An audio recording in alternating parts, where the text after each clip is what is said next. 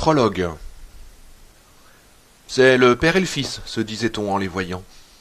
Ils traversaient le pays en diagonale, nord-est, sud-ouest, dans une vieille Citroën. Ils ne se hâtaient pas, faisaient halte ici ou là pendant un jour ou une semaine, en empruntant de préférence les routes secondaires. Partout où ils s'arrêtaient, l'homme achetait un journal du Maine, le Courrier de Portland, et regardait s'il s'y trouvait quelques nouvelles d'une petite ville du nom de Jérusalem Slot. Cela arrivait de temps en temps. Un peu avant d'avoir atteint Central Falls, dans le Rhode Island, il écrivit dans des chambres d'hôtel le canevas d'un roman et l'expédia à son agent littéraire. Il avait été, il y avait de cela des millions d'années, avant que les ténèbres eussent obscurci sa vie, ce qu'on peut appeler un écrivain à succès. L'agent communiqua le projet à l'éditeur qui avait publié son dernier livre. Celui-ci manifesta un intérêt poli, mais d'argent il ne fut point question. Tout ce qu'ils vous permettent de sortir, c'est « s'il vous plaît » et « merci », dit l'homme à l'enfant. Il le dit sans trop d'amertume, et cela ne l'empêcha pas de se mettre à l'ouvrage. L'enfant ne parlait pas beaucoup. Son visage gardait une expression douloureuse, et son regard était comme assombri par quelque triste paysage intérieur. Dans les restaurants et dans les stations-service où il faisait halte, il était poli, mais sans plus. On avait l'impression qu'il ne voulait pas perdre l'homme de vue un instant, et que le seul fait de le voir disparaître dans les toilettes le rendait anxieux. L'homme essayait parfois d'évoquer Jérusalem Slot, mais l'enfant refusait d'en parler et ne jetait jamais un regard sur les journaux que l'homme laissait traîner à dessein sous ses yeux. Le livre fut écrit au bord de la mer. Ils s'étaient installés dans un petit bungalow en bordure de la plage, loin de la route. Ils nageaient tous les deux pendant des heures. Le Pacifique était plus chaud que l'Atlantique, plus amical. Aucun souvenir n'y était attaché. Le corps de l'enfant devint tout doré. Ils faisaient 3 repas par jour et avaient un toit au-dessus de leur tête, mais l'homme se posait des questions. Il avait pris la responsabilité de ce jeune garçon, et s'il ne s'inquiétait pas pour ses études, l'enfant était intelligent et apprenait facilement, comme cela avait été son cas au même âge. Il se demandait en revanche s'il était bon pour lui de faire comme si Salem n'existait pas. L'enfant criait parfois dans son sommeil et rejetait ses couvertures. Une lettre arriva de New York. L'agent littéraire annonçait à l'homme que Random House lui offrait une avance de 12 000 $ et qu'une vente en club était pratiquement assurée. Donnait-il son accord? Il le donna, quitta le garage où il travaillait et passa la frontière en compagnie de l'enfant.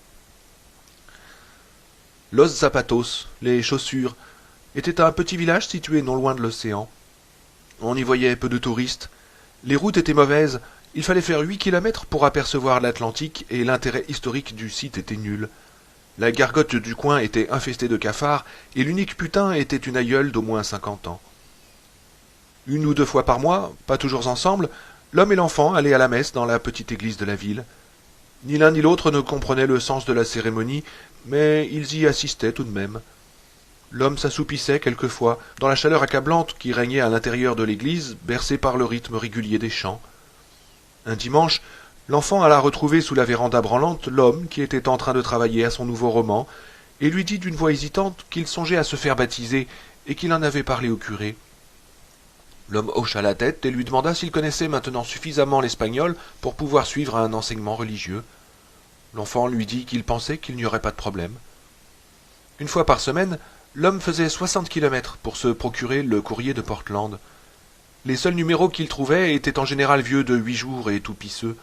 Il revint d'une de ses expéditions avec un journal qui présentait à la une un grand titre sur Salem et une ville du Vermont du nom de Momson. Le nom de l'homme était mentionné dans le cours du récit. Il laissa le journal sur la table, sans espérer spécialement que l'enfant le regardait. L'article lui avait donné un choc. Il semblait que tout ne fût pas fini à Salem. L'enfant vint le trouver le lendemain, le journal à la main, avec la manchette en évidence. « Une ville fantôme dans le Maine ?»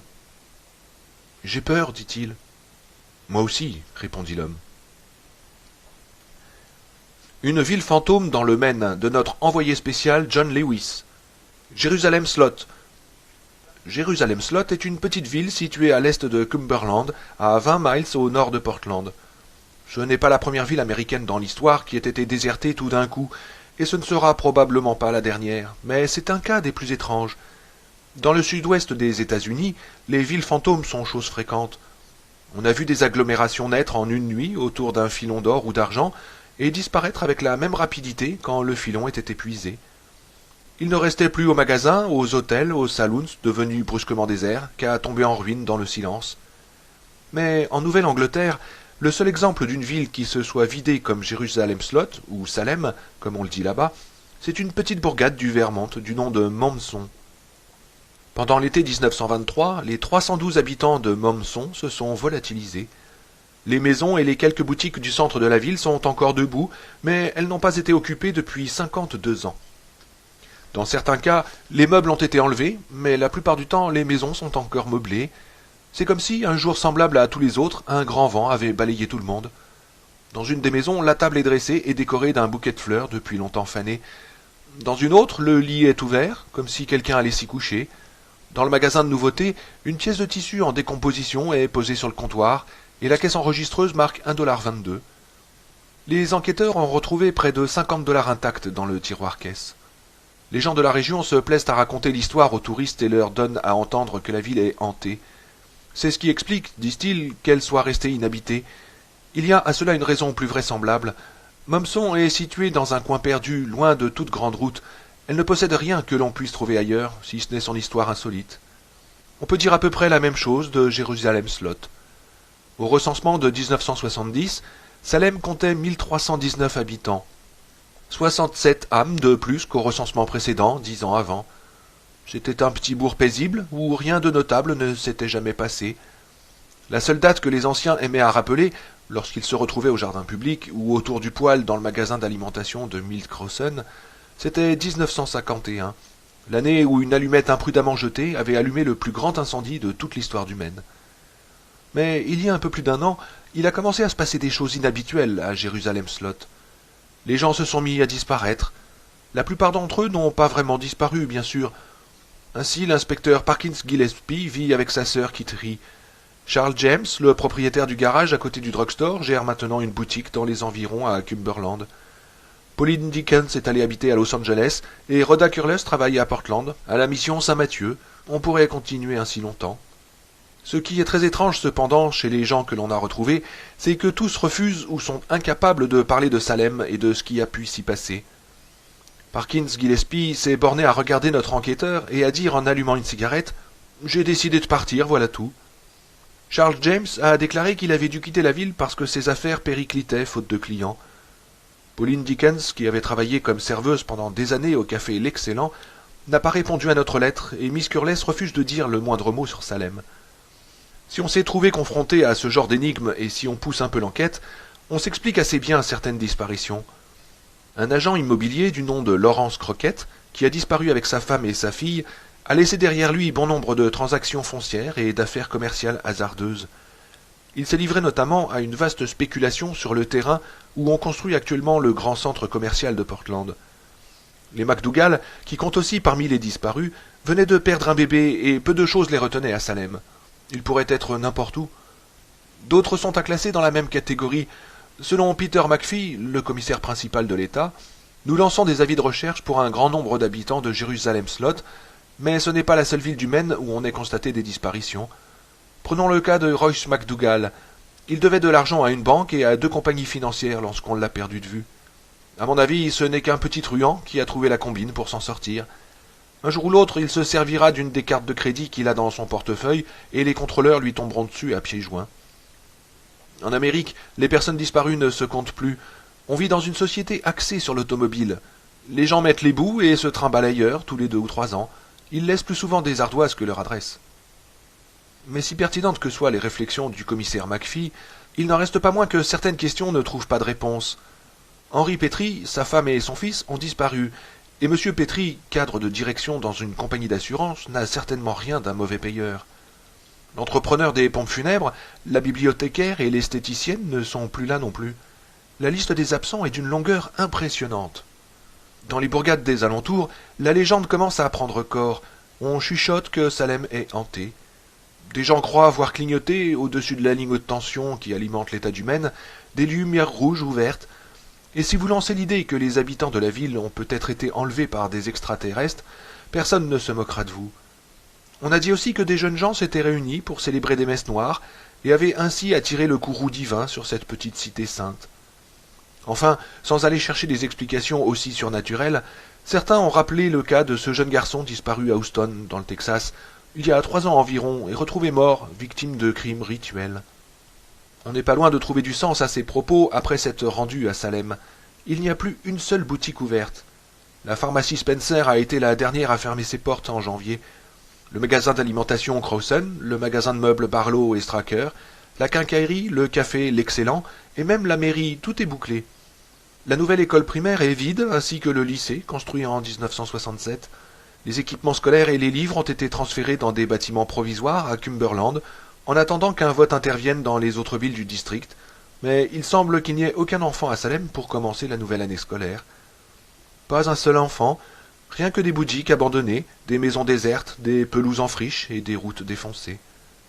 Citons encore parmi ceux dont la police d'État voudrait bien retrouver la trace, John Groggins, pasteur de l'église méthodiste de Jérusalem-Slot, le père Donald Gallaham, curé de Saint-Andrew, Mabel Wertz, une veuve qui jouait un rôle important dans les œuvres sociales et dans la vie paroissiale, Lester et Harriet Durham, employés tous les deux à l'usine Gates, Eva Miller, qui gérait une pension de famille. 2 mois après la parution de cet article, l'enfant fut baptisé. Il fit sa première confession et confessa tout. Le curé du village était un vieil homme à cheveux blancs. Son visage était strié de rides et tanné par le soleil, mais ses yeux bleus d'Irlandais avaient un regard étonnamment vif et pénétrant. Quand l'homme se présenta chez lui, il était en train de boire du thé sous sa véranda. Debout à ses côtés se tenait un étrange personnage vêtu d'un costume de ville et dont les cheveux, divisés par une raie au milieu, étaient coiffés en arrière et gominés comme sur les photoportraits des années 1890. Le compagnon du prêtre dit d'une voix ferme « Je suis Jesus de la Rey Munoz. Le père Gracon ne connaissait pas l'anglais. M'a demandé de lui servir d'interprète. Qu'elle me suffise de vous dire qu'il m'a rendu à ma famille un grand service, et je m'engage à ne jamais parler à quiconque de choses qu'il souhaite discuter avec vous. Cela convient-il » Oui, répondit l'homme. Il serra la main de Munoz et celle de Gracon. Gracon le salua en espagnol et lui sourit. Il n'avait plus que 5 dents, mais son sourire était chaleureux. Elle demande si vous voulez tasse de thé, thé vert, thé rafraîchissant. Oh, volontiers, dit l'homme. Après quelques échanges d'amabilité, le prêtre dit El Niño, cet enfant, pas votre fils? Non, répondit l'homme. Et il m'a fait étrange confession. Dans toute ma vie de prêtre, je n'ai jamais entendu semblable. Cela ne me surprend pas, dit l'homme. Il a pleuré, dit le père Gracon, après avoir avalé une gorgée de thé. C'étaient des larmes impressionnantes, des larmes qui lui venaient du fond de l'âme. Est-elle possible? Oui, dit l'homme d'une voix égale. Il vous a dit la vérité? Gracon comprit sans que Munoz eût besoin de lui traduire. Son visage devint grave. Il se pencha en avant et, les mains jointes au-dessus de ses genoux, parla un long moment. Munoz écoutait avec intensité tout en gardant un visage impassible. Quand le prêtre eut fini, il traduisit.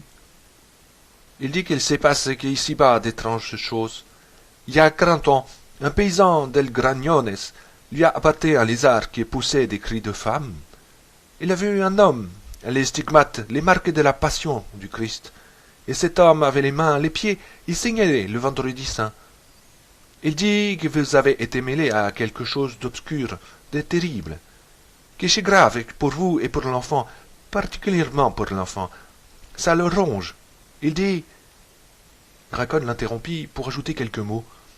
Il demande si vous vous rendez compte de ce que vous avez fait dans cette nouvelle Jérusalem. À Jérusalem-Slot demanda l'homme. Oui, je m'en rends compte. Gracon reprit la parole. Il demande ce que vous comptez faire. L'homme secoua lentement la tête. Je ne sais pas. Gracon dit encore quelques mots. Il dit va prier pour vous. Une semaine plus tard, l'homme s'éveilla d'un cauchemar, ruisselant de sueur, et appela l'enfant. Je retourne là-bas, dit-il. L'enfant pâlit sous son hâle. Viendras-tu avec moi? Demanda l'homme. L'enfant se mit à pleurer, et l'homme le serra contre lui. Mais l'homme ne pouvait retrouver le sommeil. Il voyait des visages lui apparaître par instants dans l'ombre, comme au travers d'un brouillard neigeux. Et quand un arbre tordu par le vent heurtait le toit de ses branches, il sursautait. Jérusalem-Slot. Il baissait les paupières, mettait son bras devant ses yeux, et tout lui revenait. C'est comme s'il voyait le presse-papier de verre avec la neige qui tombait quand on le secouait. Jérusalem Slot. Salem. Première partie. Marston House. Ben Mears roulait vers le nord sur l'autoroute. Quand il eut passé Portland, il sentit monter au creux de son ventre une excitation qui était loin d'être désagréable. 5 septembre 1975, l'été jetait ses derniers feux. Les arbres étaient d'un vert éclatant, le ciel d'un bleu à la fois vif et doux, et arrivé au niveau de Falmouth, il aperçut sur une route parallèle à la voie express 2 jeunes garçons portant une canne à pêche sur leurs épaules, comme ils auraient porté une carabine. Une grosse BSA le dépassa en vrombissant. C'était un gamin en t-shirt qui conduisait, et il avait derrière lui une fille avec une veste rouge et d'énormes lunettes de soleil à verre miroir. La moto se rabattit un peu brusquement, et il réagit de façon excessive en freinant à bloc et en appuyant comme un sourd sur l'avertisseur. La BSA prit de la vitesse. Le pot d'échappement lâcha un jet de fumée bleue, et la fille lui fit un petit signe moqueur. Il ralentit et éprouva le besoin de prendre une cigarette. Ses mains tremblaient légèrement. La BSA était presque hors de vue maintenant, elle roulait vite. Ces gosses, ces foutus gosses.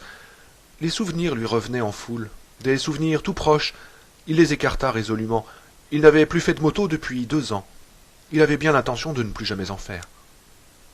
Il aperçut sur sa gauche quelque chose de rouge et sentit monter en lui une bouffée de joie, quand, ayant regardé dans cette direction, il eut reconnu, perché sur une colline au-delà d'un champ de trèfle, la grande grange rouge surmontée d'une coupole peinte en blanc. À cette distance, il pouvait même voir les reflets du soleil sur la girouette. Elle était là autrefois, et elle était encore là maintenant, exactement la même. Peut-être que tout allait bien se passer, après tout. Une rangée d'arbres, la grande grange avait disparu. À mesure qu'il approchait de Cumberland, de plus en plus de choses lui semblaient familières. Il traversa la Royal River, où, étant enfant, il avait pêché la perche et le brochet. Il aperçut, l'espace d'un instant, à travers les arbres, les lumières clignotantes du village et repéra le château d'eau sur lequel était inscrit en lettres énormes « Maine, État vert ». Tante Cindy disait qu'on aurait dû mettre en dessous « Passer la monnaie ». Ben sentit croître son excitation et accéléra tout en guettant le panneau indicateur. Une dizaine de kilomètres plus loin, il le vit étinceler sous le soleil. Route 12, Jérusalem Slot, Cumberland, centre-ville. Une brusque tristesse s'abattit sur lui, et sa bonne humeur disparut comme flamme sous le sable. Il en était souvent ainsi depuis que... Il écarta de son esprit le nom de Miranda. C'était arrivé, et il s'était accoutumé à lutter contre les idées noires, mais cette fois, elles s'étaient emparées de lui avec une telle violence qu'il se sentait incapable de les repousser. Pourquoi revenait-il dans cette ville où il avait passé 4 années de sa jeunesse? Pourquoi tentait-il de ranimer un passé irrévocablement mort? Les chemins tortueux de son enfance étaient probablement devenus des routes bien étroites et bien asphaltées, des itinéraires touristiques jalonnés de pancartes et jonchés de boîtes de bière vides. La magie avait disparu, qu'elle fût noire ou blanche. En fait, elle avait disparu le soir où c'était arrivé. La moto qui échappe à tout contrôle, la camionnette jaune qui grossit, le cri de Miranda à sa femme, et puis le silence qui tombe tout d'un coup, quand... Attention, sortie sur Salem. Pendant une seconde, il envisagea de poursuivre sa route vers Chamberlain ou Livingston, de s'y arrêter pour déjeuner et puis de rebrousser chemin. Mais pour aller où? Chez lui? Parlons-en. Il s'était jamais senti chez lui quelque part. C'était bien ici, même si ça n'avait duré que 4 ans. Il mit son clignotant, ralentit et prit la rampe de sortie. Arrivé en haut, là où l'autoroute rejoint la route 12, qui, plus près de la ville, prend le nom de Jointer Avenue, il leva les yeux et ce qu'il vit eut sur lui un effet immédiat. Il freina des 2 pieds de toutes ses forces. La Citroën tangua pendant quelques mètres et s'arrêta. Vers l'est, à la limite extrême de la vision, une masse d'arbres, des pins et des sapins surtout, étagés sur les flancs d'une colline, semblait se presser contre le ciel. On ne voyait pas la ville, rien que les arbres, et au-dessus d'eux un toit à pignons, le toit de Marston House. Il le regardait fasciné. Son visage était animé d'une succession d'émotions contraires. « Elle est encore là, dit-il à voix haute. Mon Dieu !» Il regarda ses bras, il avait la chair de poule. Il décida de contourner la ville, de passer par Cumberland et d'arriver à Salem par l'ouest, en prenant Burns Road. Il tourna à gauche sur Brooks Road, dépassa la grille de fer forgée et le mur de pierre du cimetière d'Harmony Hill, puis aborda la montée de Marston Hill. La route, qui coupait à travers bois, se dégageait aux abords du sommet. À droite, on apercevait distinctement la ville. Ce fut la première vision que Ben eut de Salem ce jour-là. Et à gauche, il y avait Marston House. Il se rangea sur le bas-côté et sortit de la voiture. La maison était toute pareille. Rien n'avait changé, rien du tout. C'était comme s'il s'était trouvé là la veille. Une herbe haute et drue avait poussé dans la cour de devant, dissimulant les dalles fendues par le gel qui conduisaient à la véranda. Des grillons s'y cachaient et menaient grand tapage, tandis que de tous côtés bondissaient les sauterelles. La maison regardait vers la ville. C'était une immense bâtisse, pleine de tourelles et de pignons, et comme affaissée sur elle-même. Les fenêtres étaient fermées par des volets branlants, et l'ensemble avait cet aspect sinistre qu'on les demeure depuis longtemps inhabités. La peinture avait été rongée par les intempéries, et les murs avaient pris une couleur uniformément grise. Le toit avait perdu nombre de ses bardeaux, et s'était enfoncé et boursouflé du côté ouest, probablement sous l'effet d'une forte chute de neige. Une pancarte écaillée, défense d'entrée, était clouée au pilastre de droite. Il lui vint une envie impérieuse d'emprunter ce chemin envahi d'herbes folles, de voir les sauterelles s'échapper sous ses pas, de pénétrer sous la véranda, de jeter un coup d'œil dans l'entrée ou dans la pièce de devant à travers les volets disjoints, peut-être d'essayer d'ouvrir la porte d'entrée, et si elle était ouverte, d'entrer. Il avala sa salive et fixa la maison sans pouvoir en détacher les yeux, comme hypnotisé. Le regard que la maison lui rendait était vide et indifférent, comme celui d'un idiot. Tu traverses le hall dans une odeur de plâtre humide et de papier peint en décomposition. Tu entends les souris gratter dans les murs. Il y a sûrement encore un tas de vieux trucs dans tous les coins. Tu ramasses quelque chose, un presse-papier par exemple, et tu le mets dans ta poche. Et puis, au bout du hall, au lieu d'entrer dans la cuisine, tu tournes à gauche et tu montes l'escalier. Ton pied fait crisser la poussière de plâtre qui est tombée du plafond au long des années. Il y a 14 marches. 14, exactement. Mais la 14e est plus petite, tout à fait disproportionnée, comme si elle n'avait été ajoutée que pour éviter le nombre maléfique. Arrivé sur le palier, en haut de l'escalier, ton regard traverse le vestibule pour s'arrêter sur une porte fermée. Tu t'avances vers elle le long du vestibule. C'est comme si ton regard était extérieur à toi, tandis que tu marches et que la porte devient de plus en plus grande et de plus en plus proche. Tu peux maintenant la toucher, poser ta main sur le bouton de cuivre terni. Il s'éloigna de la maison, la gorge sèche. Pas maintenant. Plus tard peut-être, mais pas maintenant. Il suffisait pour l'instant de savoir que tout était encore là. Elle l'avait attendu. Il s'appuya sur le capot de sa voiture et regarda la ville. Il chercherait qui s'occupait de Marston House, et peut-être la louerait-il.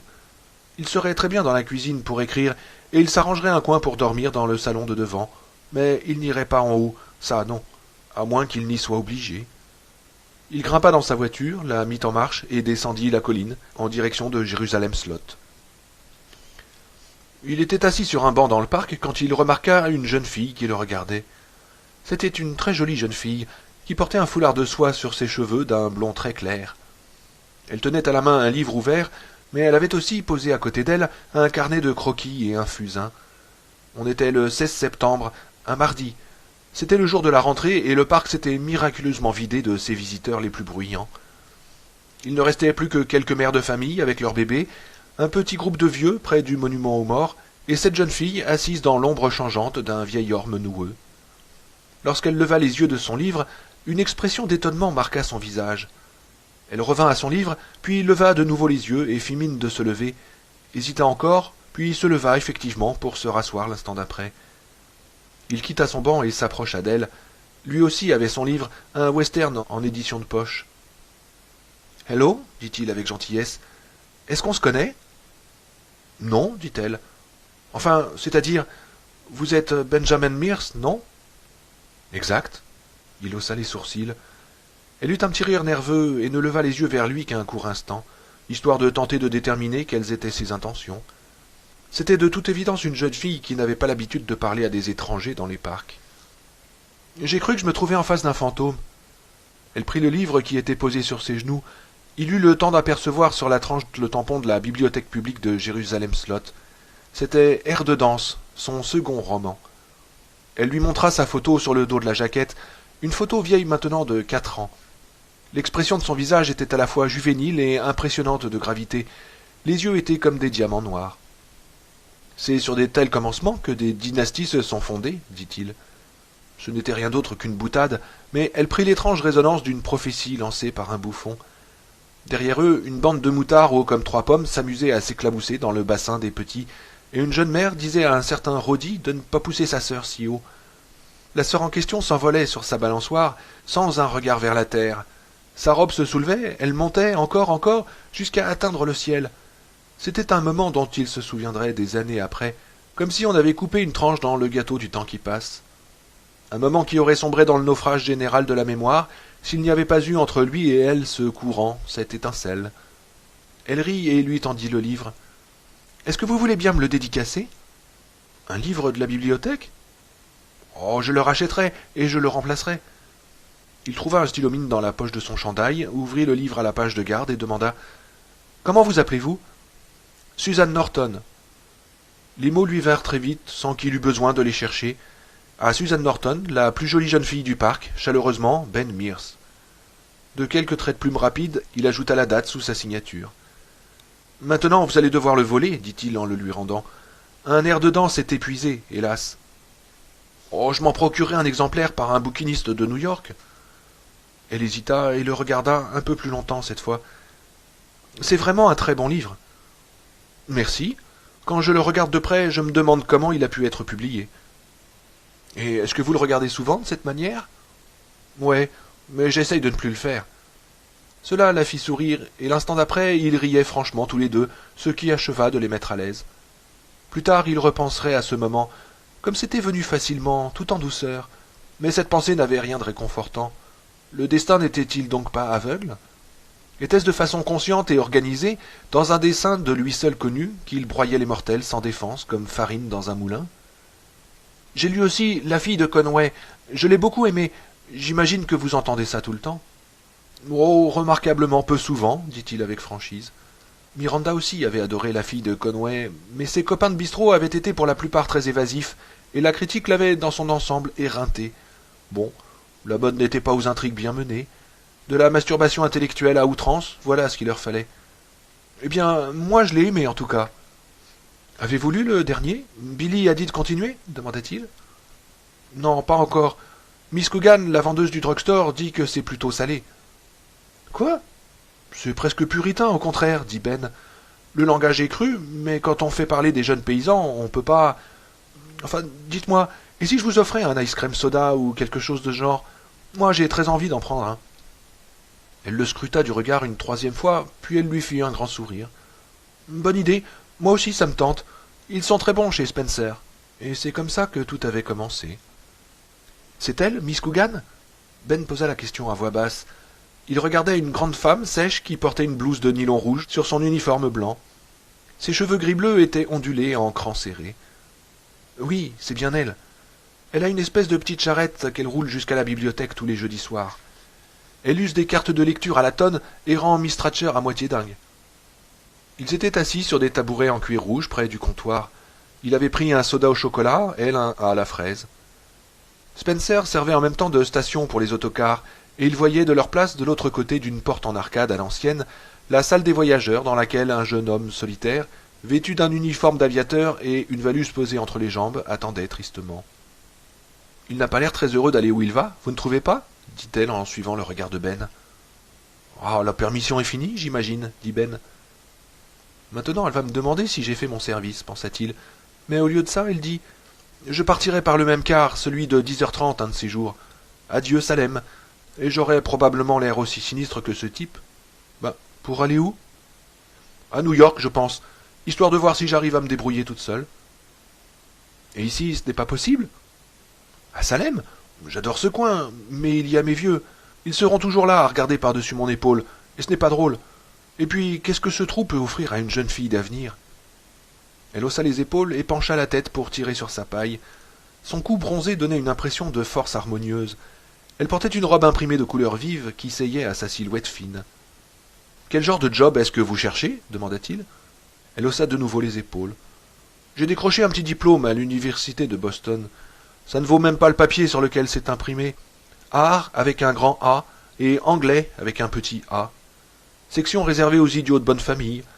On ne m'a même pas appris l'art d'être une secrétaire décorative. J'ai des copines de collège qui ont déjà de bonnes petites places dans des bureaux. Et moi, je n'ai jamais été plus loin que la sténographie sans peine, livre 1. Alors, quelle perspective demanda Ben. Oh, peut-être une maison d'édition, dit-elle sans conviction, ou dans un journal, une agence de publicité.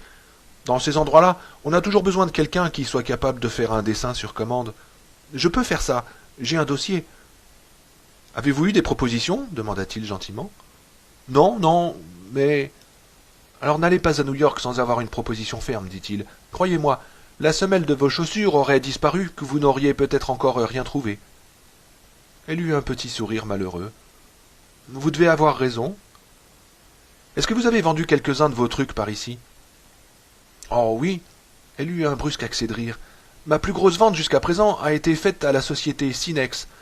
Ils ont ouvert un cinéma de 3 salles à Portland et m'ont acheté 12 tableaux d'un coup pour décorer le hall d'entrée. Ils m'ont donné 700 $. Ça m'a permis de faire un premier versement pour l'achat de ma petite voiture. Vous devriez vous installer dans une shop d'hôtel à New York pendant une semaine ou deux et frapper aux portes de tous les journaux et toutes les maisons d'édition possibles avec votre dossier. Prenez vos rendez-vous 6 mois à l'avance pour être sûr de rencontrer la personne ad hoc. Mais pour l'amour du ciel, ne larguez pas les amarres et ne mettez pas le cap sur la grande ville sans avoir assuré vos arrières. Parlez-moi un peu de vous, dit-elle, en laissant de côté sa paille et en enfonçant sa cuillère dans la glace. Que venez-vous faire dans cette plantureuse cité de Jérusalem-Slot, Maine, 1300 habitants? Il haussa les épaules. J'essaye d'écrire un roman. Cette réponse électrisa Suzanne. À Salem? De quoi y est-il question? Pourquoi ici? Êtes-vous... Il la regarda avec gravité. Ça coule. Ça coule? Ah oui, ça coule, pardon. Elle essuya le tour de son verre avec une serviette en papier. Vous savez, je ne voulais pas être indiscrète. Je ne le suis pas en règle générale. Oh, ne vous excusez pas, dit-il. Tous les écrivains aiment parler de leurs livres. Quelquefois, quand je suis dans mon lit, je me fabrique une interview de Playboy. Mais c'est peine perdue, il ne s'adresse qu'aux auteurs de best-sellers. Le jeune homme se leva. Un autocar Greyhound s'approchait de l'arrêt et on entendait le chuintement de ses freins pneumatiques. J'ai passé 4 ans à Salem quand j'étais gosse. J'habitais Burns Road. Burns Road? Il n'y a plus que les marais par là et le petit cimetière, celui qu'on appelle le cimetière d'Harmony Hill. Oui, je vivais avec ma tante Cindy, Cynthia Stowens.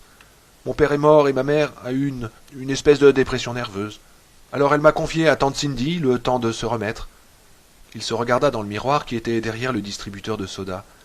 J'ai pleuré dans le car qui m'emmenait loin de ma mère, et j'ai pleuré dans celui qui m'emmenait loin de tante Cindy et de Jérusalem-Slot. Moi je suis né l'année du feu, dit Suzanne.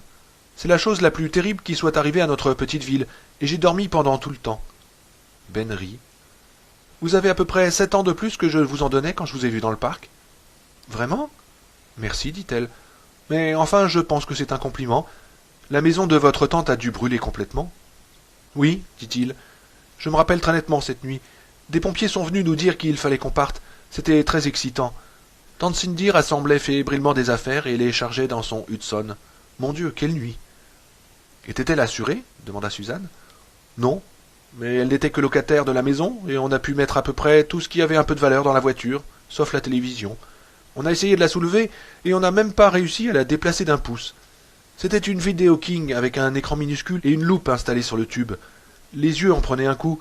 On ne pouvait prendre qu'une chaîne, de la musique folklorique, des nouvelles agricoles et Kitty le clown.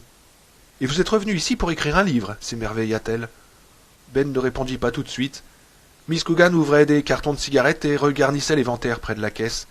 Le pharmacien, Mr. Labrie, allait et venait comme un fantôme entre les étagères de médicaments. Le jeune aviateur attendait près de la porte ouvrant sur l'autocar que le chauffeur revienne des toilettes. « Oui, dit Ben. » Il se tourna vers elle et la regarda bien en face pour la première fois. Elle avait un très joli visage bronzé, avec des yeux bleus candides et un front haut et lisse. « Cette ville, pour vous, c'est votre enfance, n'est-ce pas ?» demanda-t-il. « Oui, répondit-elle. »« Alors vous pouvez comprendre, j'ai été gosse ici, et pour moi cette ville est hantée par plein de choses. Quand je suis revenu, je n'osais pas y rentrer, tellement j'avais peur que ça ait changé. »« Oh, les choses ne changent pas ici, dit-elle. Pas beaucoup. » Oui, je jouais à la guerre avec les gosses de Gardiner du côté des marais, aux pirates sur l'étang royal, à cache-cache dans le parc. On a eu des moments qui étaient loin d'être drôles après mon départ de chez tante Cindy, quand je me suis retrouvé avec maman. Elle s'est suicidée quand j'avais 14 ans, mais la brume magique qui pour moi enveloppait toute chose s'était dissipée bien avant ça. En fait, elle n'existait qu'ici, et elle existe encore. La ville n'a pas tellement changé. Quand je regarde Junction Avenue, j'ai l'impression que je la vois à travers une mince pellicule de glace. semblable à ce disque parfait qu'on retire du dessus de la citerne municipale quand on en détache les bords à petits coups, et que c'est mon enfance que j'aperçois. C'est flou, c'est brumeux, et bien souvent ça ne mène nulle part, mais c'est là, intact, ou presque. Il s'arrêta, surpris. C'était un discours qu'il avait fait là.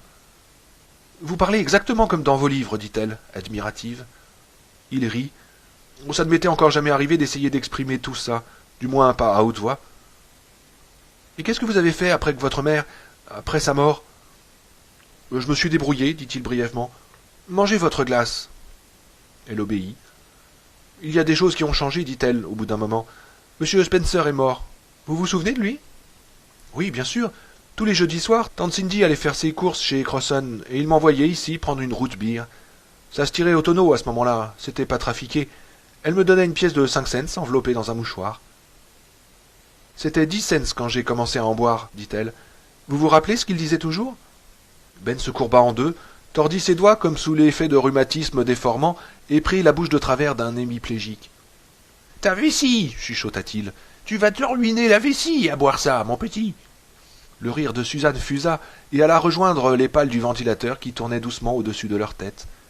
Miss Coogan leva les yeux d'un air soupçonneux. Ah, c'est exactement ça, sauf qu'il m'appelait toujours ma jolie. Ils se regardèrent, ravis. Dites, vous n'aimeriez pas aller au cinéma ce soir? Demanda-t-il. Oh si, j'adorerais. Quelle est la salle la plus proche? Elle éclata de rire. Aucun doute là-dessus, c'est le Cinex de Portland, celui dont le hall d'entrée est orné des peintures immortelles de Suzanne Norton. Et qu'est-ce que vous aimez comme film? Oh, les films à suspense, avec poursuite de voiture, dit Ben. D'accord pour ça. Vous vous rappelez le Nordica, juste au milieu de la ville? Bien sûr. Il a fermé en 1968. On y allait à 2 filles, 2 garçons quand j'étais au collège. On lançait des boîtes de pop-corn sur l'écran quand le film était mauvais. Elle se mit à rire. C'était presque toujours le cas. Et il passait toujours ces vieux navets à épisodes, dit-il. Rocketman, le retour de Rocketman, Crash Callahan et le dieu de la mort vaudou. Oh, c'était plus ça de mon temps, dit-elle. Et qu'est-ce qui est arrivé à ce malheureux cinoche? C'est l'agence immobilière de Larry Crockett maintenant, répondit-elle. Le drive-in de Cumberland l'a tué, je crois. Ça et la télé. Ils restèrent silencieux pendant un moment, perdus dans leurs souvenirs. L'horloge de la salle d'attente marquait 10h45. Ils dirent en chœur « Dites, vous vous souvenez ?» Ils se regardèrent et furent pris de fou rire. Cette fois, Miss Coogan leur décocha à tous les deux un regard désapprobateur.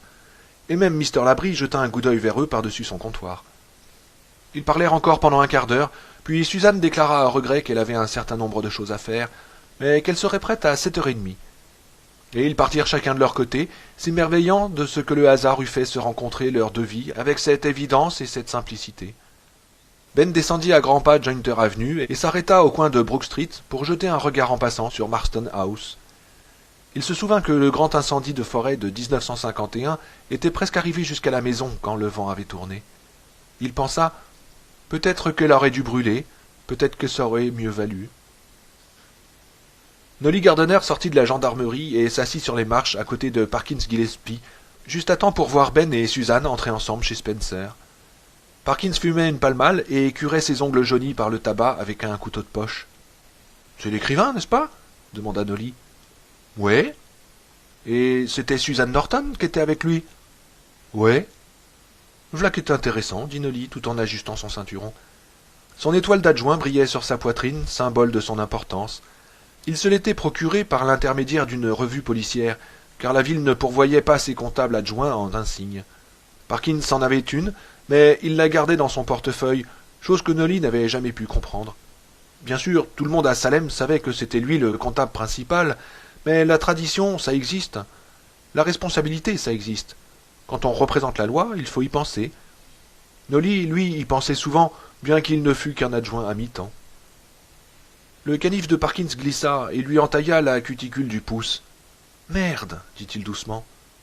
Tu crois que c'est vraiment un écrivain, Park? Pas de doute là-dessus.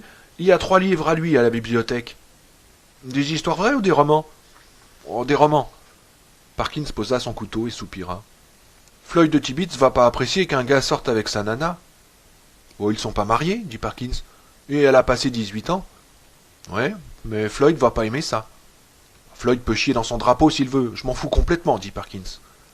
Il écrasa sa cigarette sur la marche, prit une boîte de pastilles dans sa poche, mit le mégot dedans et remit la boîte dans sa poche.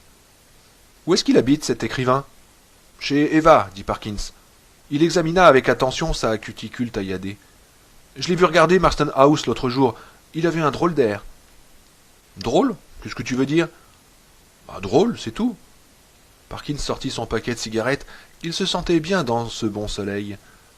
Il est allé voir Larry Crockett. Il voulait louer la maison.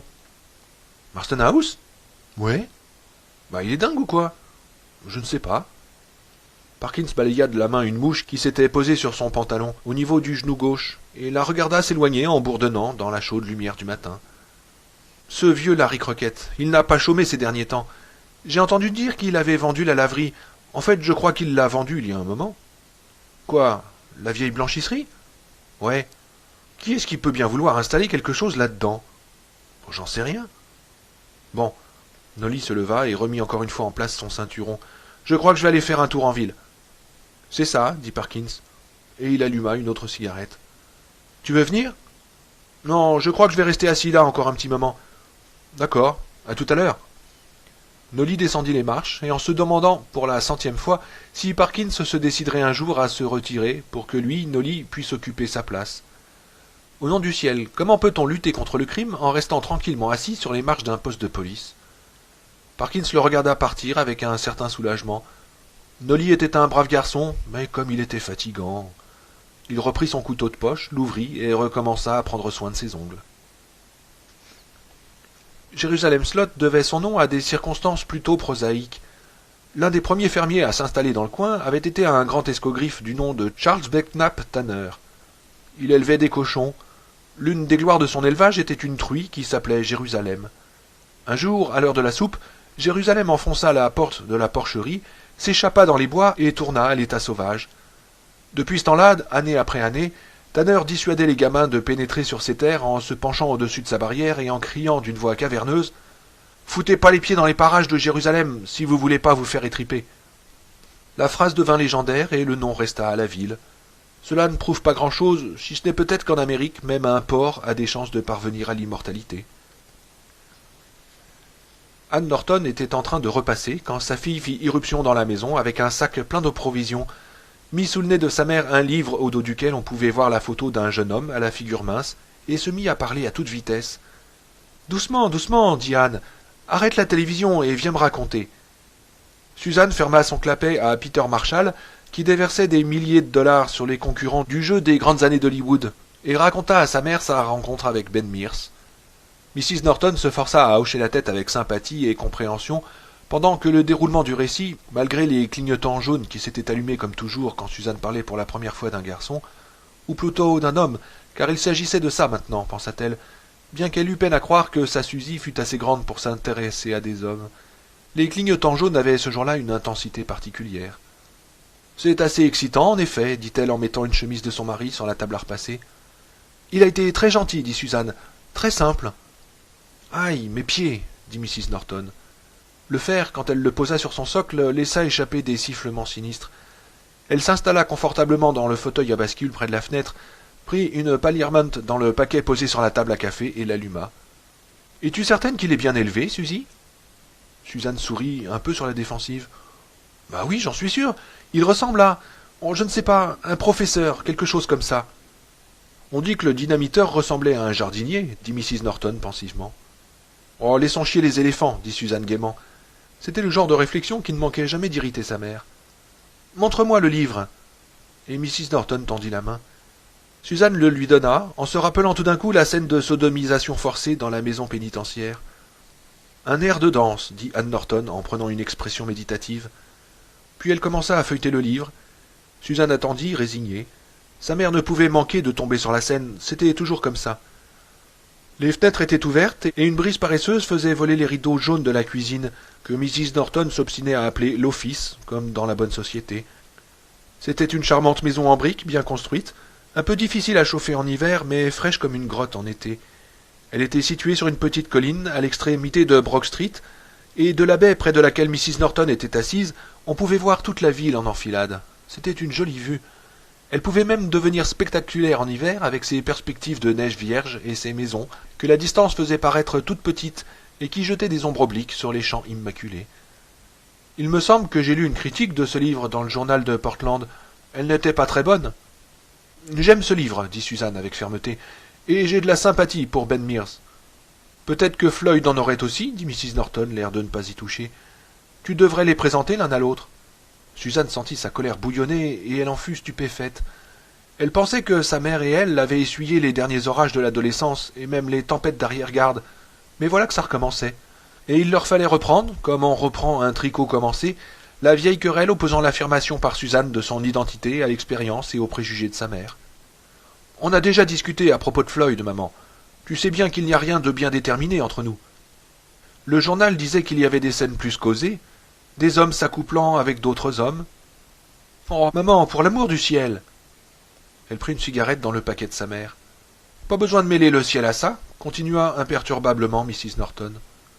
Elle rendit le livre à Suzanne et secoua la cendre de sa cigarette au-dessus d'un cendrier en céramique qui avait la forme d'un poisson.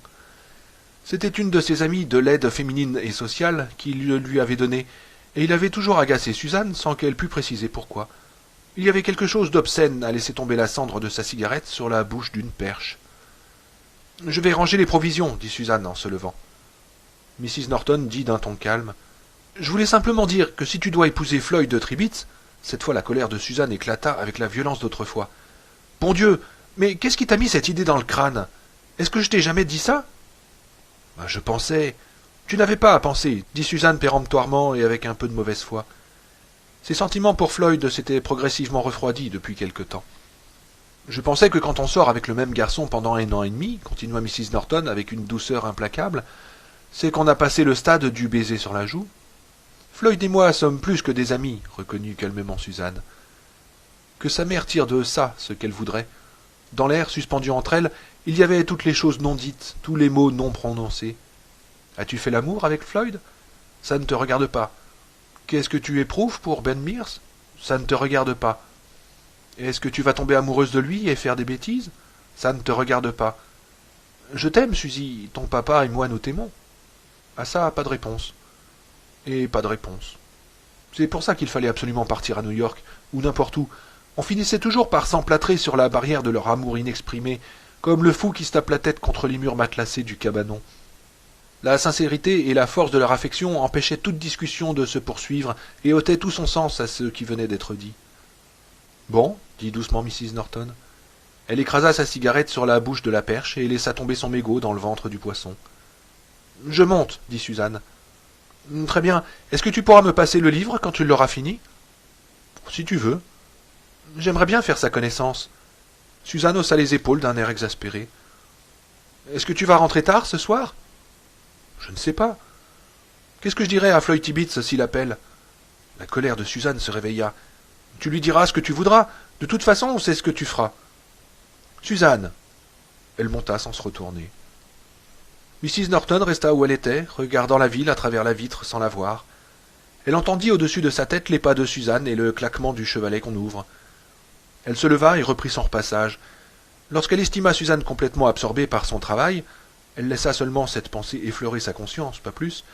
Elle se dirigea vers le téléphone de l'office et appela Mabel Wertz. Dans le cours de la conversation, elle mentionna en passant que Suzy lui avait dit qu'ils avaient parmi eux un écrivain connu. Mabel eut un reniflement de mépris et lui dit qu'elle parlait sans doute de cet homme qui avait écrit La fille de Conway. Mrs. Norton dit que oui, et Mabel dit que ce n'était pas de la littérature, mais de la pornographie pure et simple. Mrs. Norton demanda s'ils étaient installés dans un motel ou... Non, ils s'étaient installés en ville, chez Eva, la seule pension de famille de Salem. Mrs. Norton se sentit soulagée. Eva Miller était une veuve convenable qui ne tolérerait pas la moindre entorse à la morale. En ce qui concernait la venue de la gente féminine dans les chambres, sa position était simple et catégorique. S'il s'agissait d'une mère ou d'une sœur, d'accord. Dans tout autre cas, pas plus loin que la cuisine. La règle ne souffrait pas de dérogation. Mrs. Norton raccrocha un quart d'heure plus tard, après avoir camouflé astucieusement le but premier de son coup de téléphone sous des considérations diverses. Suzanne, pensa-t-elle en retournant vers sa planche à repasser. « Oh, Suzanne, je veux seulement ce qu'il y a de mieux pour toi. Est-ce que tu peux comprendre ça ?» Il rentrait de Portland par la 295. Il n'était guère plus de 11 heures, pas tard du tout. La vitesse limite sur la voie express au sortir des faubourgs de Portland était de 90 km/h, et il conduisait bien. Les phares de la Citroën fendaient en douceur l'obscurité. Ils avaient tous les deux aimé le film, mais en gardant une certaine réserve, comme on fait lorsqu'on assiste à un spectacle avec quelqu'un qu'on ne connaît pas bien encore. Suzanne, repensant à la question de sa mère, dit « Où est-ce que vous êtes installé? Est-ce que vous louez une chambre ?»« Oui, j'ai pris une petite piole au 3e étage chez Eva, sur Railroad Street. »« Mais c'est atroce. Vous devez crever de chaud là-haut. »« J'aime bien la chaleur, dit Ben. Ça m'aide à travailler. Je me mets torse nu, j'allume la radio et je bois une bonne quantité de bière. Je sors à peu près 10 pages par jour, texte revu. Et puis il y a quelques vieux qui ne manquent pas d'intérêt dans cette pension. Et quand, après avoir bien travaillé, je sors prendre un bol d'air et frais sur le perron, c'est divin. Bon, tout de même, dit-elle, pas convaincue. J'avais songé à louer Marston House, dit-il d'un ton égal. J'ai même été jusqu'à me renseigner sur les conditions, mais elle a été vendue.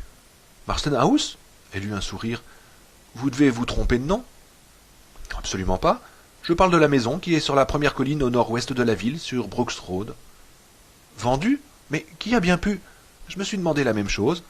On m'a parfois soupçonné d'avoir un petit grain, mais même moi je n'ai songé qu'à la louer. L'agent immobilier n'a pas voulu me dire qui.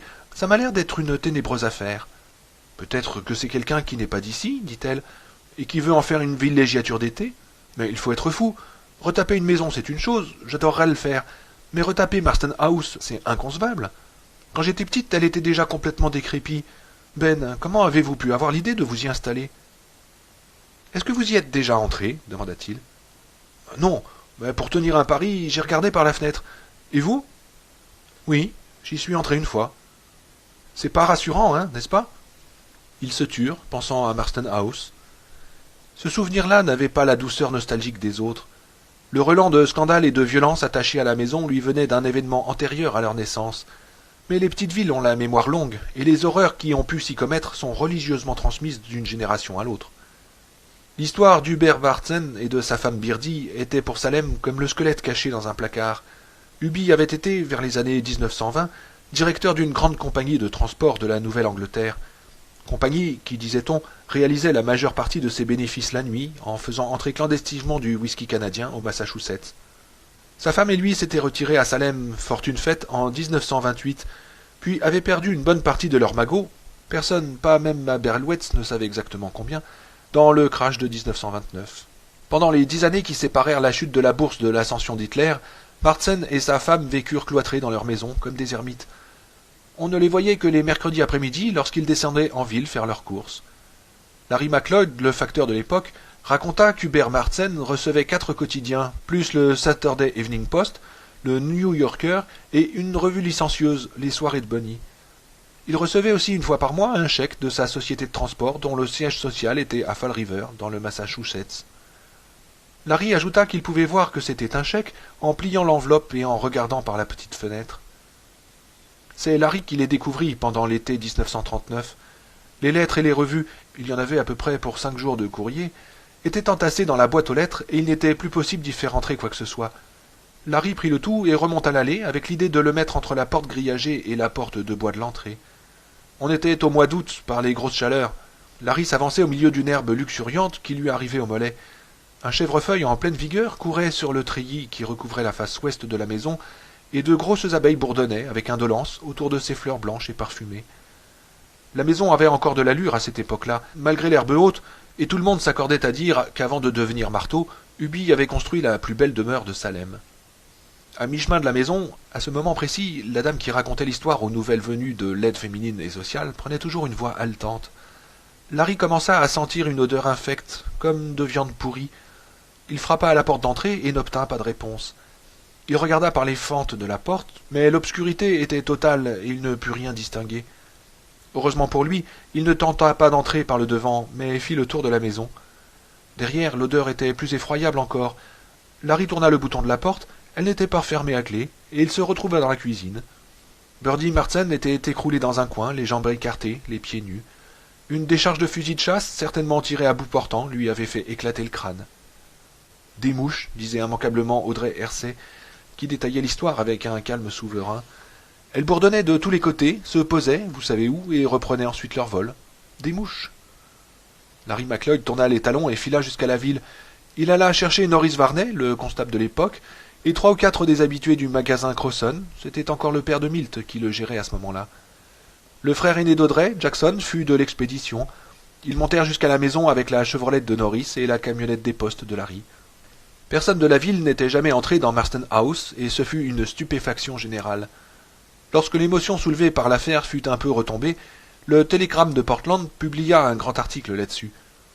Cette maison était remplie d'un incroyable amoncellement d'objets hétéroclites et hors d'usage. Des 3 passages serpentaient au milieu de piles de journaux jaunis et de livres rongés par les rats. Les œuvres complètes de Dickens, de Scott et de Marryat étaient entassées dans un coin et disparaissaient sous la poussière. Elles avaient été immédiatement retenues pour la bibliothèque publique de Jérusalem Slot par la bibliothécaire, ayant précédé Loretta Starcher qui s'y trouvait toujours. Jackson Hersey ramassa un Saturday Evening Post, commença à le feuilleter et y fit une trouvaille. Un billet d'$1 avait été soigneusement agrafé à chaque page. C'est Norris Varney qui découvrit à quel point Larry avait été bien inspiré de passer par la porte de derrière. L'arme du crime était attachée à une chaise, le canon dirigé vers la porte d'entrée, à hauteur de poitrine. Le fusil était armé, et une cordelette nouée à la gâchette le reliait au bouton de la porte. Le fusil était chargé, ajoutait Audrey à ce point du récit. Une secousse et Larry McLeod était expédié directement au ciel. Il y avait d'autres pièges, moins dangereux. C'était un miracle si personne n'avait été assommé par le paquet de journaux pesant bien 40 livres posé en équilibre sur la porte de la salle à manger, ou ne s'était brisé la cheville en butant dans l'escalier menant au premier sur une contremarche que l'on avait fait pivoter. Il fut bientôt clair pour tout le monde qu'Uby n'était pas seulement faible d'esprit, mais il était fou allié. Ils le trouvèrent dans la chambre à coucher, au bout du vestibule du premier, pendu à une poutre. Suzanne et ses amies prenaient plaisir dans leur enfance à se faire frémir avec les détails qu'elles avaient glanés auprès de leurs aînés. Il y avait chez Annie Radcliffe une salle de jeu dans une cabane en rondin au fond de la cour, et elle s'enfermait dans le noir pour parler de Marston House, qui avait pris officiellement ce nom avant même qu'Hitler eût envahi la Pologne, en enjolivant les récits qu'elle tenait des grandes, de 1000 fioritures, plus terrifiantes les unes que les autres. Même maintenant, 18 ans plus tard, Suzanne se rendait compte que la simple évocation de Marston House agissait sur elle comme un charme maléfique, et elle se retrouvait petite fille, toute tremblante, tenant les mains de ses amis et écoutant la voix claire d'Amy qui disait d'un ton pénétré « Sa figure était toute enflée, sa langue était devenue noire et elle lui était sortie de la bouche. Il y avait des mouches qui couraient dessus. J'ai entendu maman le raconter à Mrs. Wertz. » Sinistre. Quoi? Excusez-moi. Elle eut une espèce de sursaut en se retrouvant dans le moment présent. Ben quittait l'autoroute et s'engageait sur la rampe de sortie en direction de Salem. J'ai dit, c'était un endroit sinistre. Racontez-moi comment ça s'est passé quand vous y êtes rentré. Il eut un petit rire sans gaieté.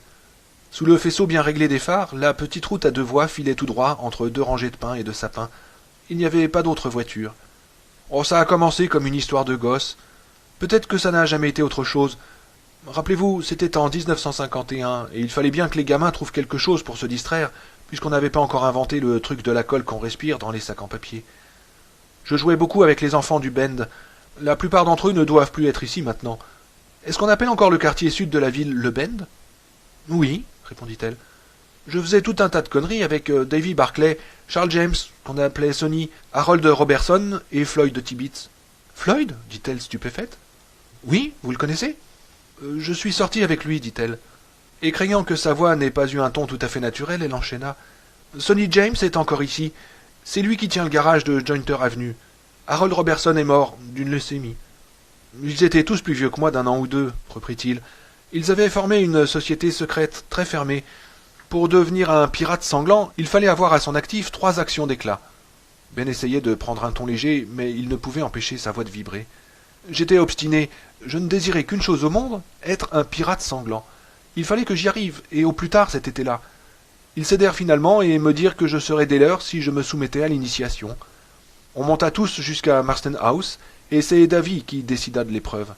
Je devais entrer dans la maison et en ressortir avec un objet qui serait mon butin. Il eut un petit rire, mais sa bouche était devenue sèche. Et comment ça s'est passé? Je suis entré par une fenêtre. 12 ans avaient passé depuis le drame, mais la maison était encore un capharnaüm. Les journaux n'étaient plus là, on avait dû venir les prendre pendant la guerre, sinon tout était resté. Il y avait une table dans la pièce du devant, avec dessus une de ces petites boules de verre. Vous voyez ce que je veux dire? Il y a une petite maison dedans, et quand on secoue la boule, la neige tombe. Je l'ai mise dans ma poche, mais je ne suis pas reparti tout de suite. Je voulais vraiment faire mes preuves, alors je suis monté jusqu'à la chambre où il s'était pendu. Oh, mon Dieu, dit-elle. Vous voulez bien me prendre mon paquet de cigarettes dans la boîte à gants? J'essaye de ne plus fumer, mais j'ai vraiment besoin d'en griller une pour vous raconter ça. Elle lui en tendit une et il appuya sur l'allume-cigare. La maison empestait. Vous ne pouvez pas vous imaginer à quel point. Une odeur de moisissure, de pourriture et de beurre rance. L'odeur aussi de toutes les bêtes, rats ou marmottes, je ne sais pas, qui avaient fait leur trou dans les murs ou avaient hiberné dans la cave. Une odeur moite et jaune. J'ai grimpé l'escalier en tremblant. Je n'avais que 9 ans à l'époque, et je crevais de frousse. La maison craquait. C'était comme si elle se tassait autour de moi. J'entendais des galopades dans les murs, et j'étais presque sûr que quelqu'un marchait derrière moi.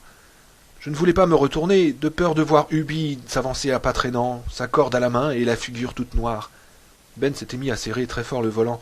Sa voix avait perdu toute légèreté. L'intensité avec laquelle il vivait ce souvenir effraya un peu Suzanne. Le visage de Ben, éclairé par le tableau de bord, était creusé comme celui de quelqu'un qui traverse un pays détesté qu'il ne se résout pas à quitter. Arrivé en haut des marches, j'ai rassemblé tout mon courage et j'ai traversé en courant le vestibule. Mon idée était de me précipiter dans la chambre, d'y attraper quelque chose et ensuite de filer à toutes jambes. La porte au bout du vestibule était fermée. Je la voyais de plus en plus proche. Je voyais que les gonds s'étaient affaissés et qu'elle reposait sur le chambranle. Je voyais le bouton de porte en cuivre un peu terni par le frottement des mains. Quand je l'ai tournée et que j'ai tiré la porte, elle a gémi comme une femme en couche. Si j'avais été dans mon état habituel, je crois que j'aurais tourné les talons et que j'aurais pris mes jambes à mon cou pour sortir de là. Mais ce jour-là, j'étais gonflé à bloc. J'ai attrapé le bouton à 2 mains et je l'ai tiré de toutes mes forces. La porte s'est ouverte. Et Ubi était là, pendu à une poutre, son corps éclairé par le jour qui venait de la fenêtre. « Oh, Ben, ne me... » dit-elle nerveusement. « Non, je vous dis la chose comme elle était, insista-t-il. Ou tout au moins comme je l'ai vue à l'âge de 9 ans et comme je m'en souviens 24 ans après. Ubi était là, pendu, et sa figure n'était pas noire, elle était verte. Les yeux étaient fermés et sortis des orbites, les mains étaient livides, spectrales, et tout d'un coup il a ouvert les yeux. Ben tira une longue bouffée de sa cigarette, baissa la vitre et jeta le mégot dans la nuit noire. J'ai poussé un cri qu'on a dû entendre à 3 kilomètres à la ronde, et puis je suis parti en courant. J'ai dévalé la moitié des marches, je me suis relevé, j'ai passé la porte d'entrée comme une bombe et j'ai descendu le chemin à toutes jambes. Les gosses m'attendaient à quelques centaines de mètres de la maison. C'est en les rejoignant que j'ai remarqué que j'avais toujours dans la main le presse-papier de verre. Ce presse-papier, je l'ai toujours. Vous ne pensez pas vraiment avoir vu Hubert Bartsen, n'est-ce pas, Ben? Elle ressentait un certain soulagement à apercevoir au bout de la route les lumières jaunes et clignotantes de la ville. Après un long silence, il répondit. Je ne sais pas. Il le dit à regret, avec difficulté. Il eût visiblement préféré dire non et qu'on n'en parlât plus. Il est probable que tout ça m'avait tellement travaillé que j'ai eu une hallucination. D'autre part, il y a peut-être quelque chose de vrai dans l'idée que les maisons absorbent en quelque sorte les émotions qui y sont vécues et les détiennent comme une charge, un potentiel qui ne s'activerait que sous l'intervention d'un catalyseur, qui pourrait être par exemple un enfant imaginatif. Je ne veux pas parler de fantômes, je veux parler d'une sorte de télévision psychique à 3 dimensions. Ça pourrait même donner quelque chose de vivant, ce serait plutôt comme une sorte de monstre si vous voulez. Elle prit une des cigarettes de Ben et l'alluma. Ce que je veux dire, c'est que j'ai dormi avec la lumière dans ma chambre pendant des semaines depuis ce jour-là, et que j'ai rêvé je ne sais combien de fois que j'ouvrais cette porte. Chaque fois que je suis un peu tendu, le rêve revient. Mais c'est terrible, dit-elle. Non, ce n'est pas terrible, dit-il. Pas tellement en tout cas. Nous avons tous nos mauvais rêves. Ils étaient arrivés sur Jointer Avenue et il désigna du doigt les maisons endormies et silencieuses qu'il abordait. Quelquefois je me demande comment les murs de ces maisons n'explosent pas sous la pression des choses atroces qui arrivent dans les rêves. Il fit une pause. Voulez-vous venir vous asseoir un moment sous la véranda de chez Eva? Je ne peux pas vous dire d'entrer, vous connaissez les règles de la maison, mais j'ai mis quelques Coca-Cola à rafraîchir et j'ai un peu de rhum dans ma chambre. Ça nous fera dormir cette nuit. Oui, volontiers, répondit-elle. Ben obliqua sur Railroad Street, coupa les phares et pénétra dans le petit parking de la pension de famille. La véranda, derrière la maison, était peinte en blanc avec des filets rouges, et 3 fauteuils à bascule en osier étaient alignés face à la Royal River. La vue ce soir-là était féerique. De l'autre côté de l'eau, un groupe d'arbres se détachait sur une lune déjà presque pleine, une lune de fin d'été qui transformait la rivière en un chemin d'argent. Un silence absolu régnait sur la ville, et Suzanne percevait le léger clapotis de l'eau s'écoulant dans les canaux de décharge de l'écluse. « Installez-vous, je reviens !» Il entra dans la maison en veillant à ce que la porte grillagée retombe derrière lui sans faire de bruit, et Suzanne s'assit dans un des fauteuils. Elle l'aimait bien, en dépit de son étrangeté. Si elle croyait à l'irruption soudaine du désir, ce qu'on désigne habituellement par des euphémismes béguins ou coup de cœur, elle ne croyait pas au coup de foudre. Et pourtant, elle savait qu'il ne se serait pas livré comme il l'avait fait ce soir-là à quelqu'un qui lui aurait été indifférent. Ce n'était pas son genre. Il était mince, presque maigre, pâle, avec une masse de cheveux noirs qu'on aurait dit coiffés avec les doigts plutôt qu'avec un peigne. Son air d'intellectuel, son regard sombre et tourné vers l'intérieur, tout en lui indiquait la réserve. Et ce qu'il venait de lui raconter, ni la fille de Conway, ni un air de danse, ne laissaient présager une tournure d'esprit aussi morbide. Le premier racontait l'histoire d'une fille de pasteur qui s'enfuyait de chez elle, devenait hippie et partait en stop pour une longue errance à travers le pays. Le second relatait les efforts d'un forçat évadé du nom de Frank Buzet pour se faire une nouvelle vie en s'installant comme mécanicien automobile dans un autre État, et ceux de la police pour lui remettre la main au collet. Ces deux romans étaient pleins de vitalité et d'optimisme, et l'ombre de Huby Martsen, au bout de sa corde, reflétée dans les yeux d'un enfant de 9 ans, ne semblait pas les avoir obscurcis le moins du monde. Comme entraîné irrésistiblement par cette pensée, le regard de Suzanne se détacha de la rivière pour se diriger vers la gauche de la véranda, là où le ciel étoilé disparaissait derrière la colline surplombant la ville. « Voilà, dit-il, j'espère qu'ils sont bien frais. »« Regardez Marston House, dit-elle. Il regarda. Il y avait une lumière là-haut. Ils avaient terminé leur verre. Il était minuit passé et la lune était presque hors de vue. Ils venaient de parler de choses et d'autres, quand, après un silence, elle dit « Je vous aime beaucoup, Ben. Beaucoup. »« Moi aussi. Et ça m'étonne. Non, je ne devrais pas dire ça comme ça. Vous vous souvenez de cette phrase que j'ai lancée pour plaisanter dans le parc? Le hasard semble avoir fait presque trop bien les choses. J'aimerais bien qu'on continue à se voir, si vous en avez envie, vous aussi, dit-elle. Oui, j'en ai envie. Mais n'allez pas trop vite, reprit-elle. Souvenez-vous que je sors de ma province. Il sourit. On se croirait dans un film, dans un bon film. Est-ce que maintenant il est prévu que je dois vous embrasser? Oui, dit-elle avec sérieux. Je pense que c'est ce qui vient ensuite. Le fauteuil de Ben était tout contre celui de Suzanne. Il continua à se balancer, se pencha vers elle, et pressa sa bouche contre la sienne, sans essayer d'y enfoncer sa langue et sans faire le moindre geste pour la caresser. Ses lèvres étaient fermes. Suzanne sentit la pression de ses dents, et en même temps, très légèrement, comme un parfum et une saveur mêlée de tabac et de rhum. Elle se mit aussi à se balancer, et leur baiser en prit une dimension nouvelle, tantôt léger, tantôt appuyé, tantôt très doux et tantôt très fort. Elle pensa « Il est en train de me goûter et de m'éprouver à la fois. » Cette pensée éveilla en elle une secrète excitation, et elle détacha ses lèvres des siennes. Elle avait à cœur de lui montrer qu'elle savait rester maîtresse d'elle-même. « Dieu, que c'était bon, dit-il. Est-ce que vous viendrez dîner à la maison demain soir? Demanda-t-elle. Mes parents seraient très heureux de vous connaître, je crois. Dans la douceur et la joie de ce moment, elle se sentait prête à offrir ce geste de conciliation à sa mère. Cuisine familiale? Demanda-t-il. Oh oui, la plus familiale qui soit. Alors je serai ravi. Depuis que je suis ici, je me nourris de surgelés. À 6 heures? On dîne tôt dans nos petits trous de campagne. Parfait. Dites-moi, à propos de famille, il serait peut-être temps que je vous ramène chez vous. Allez, venez. Ils restèrent silencieux pendant une partie du trajet, jusqu'à ce que Suzanne eût aperçu sur la colline des Norton la lumière clignotante de la lampe que sa mère allumait quand elle sortait. « Je me demande qui peut bien être là-haut ce soir, dit Suzanne, en regardant Marston House. Le nouveau propriétaire, probablement, dit Ben d'un ton volontairement léger. Ça ne ressemble pas à de la lumière électrique, dit-elle d'une voix songeuse. Trop jaune, trop faible. Une lampe à kérosène, peut-être. Ils n'ont probablement pas pu se faire mettre encore le courant. C'est peut-être ça, répondit-elle. Mais comment n'ont-ils pas prévu de le faire mettre avant de s'installer? Il ne répondit pas. Ils étaient arrivés devant chez elle.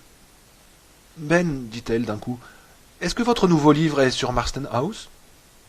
Il rit et lui embrassa le bout du nez. Il est tard. Elle lui sourit. Je ne veux pas fourrer mon nez dans ce qui ne me regarde pas. Mais vous avez très bien fait de le demander, dit-il. Je vous le dirai peut-être une autre fois, en plein jour. D'accord. Bon, allez, vous feriez bien d'y aller, mademoiselle. 6 heures demain? Elle regarda sa montre. 6 heures aujourd'hui. Hein, allez, bonne nuit, Suzanne. Bonne nuit, Ben. Elle sortit de la voiture et monta en courant le chemin qui menait à la petite porte latérale, puis elle se retourna pour lui faire un geste d'adieu, tandis qu'il s'éloignait. Avant de rentrer, elle ajouta de la crème fraîche sur la commande du laitier. Avec des pommes de terre au four, ça donnera un peu de classe au dîner, pensa-t-elle. Elle resta une minute encore à regarder Marston House, puis regagna sa chambre.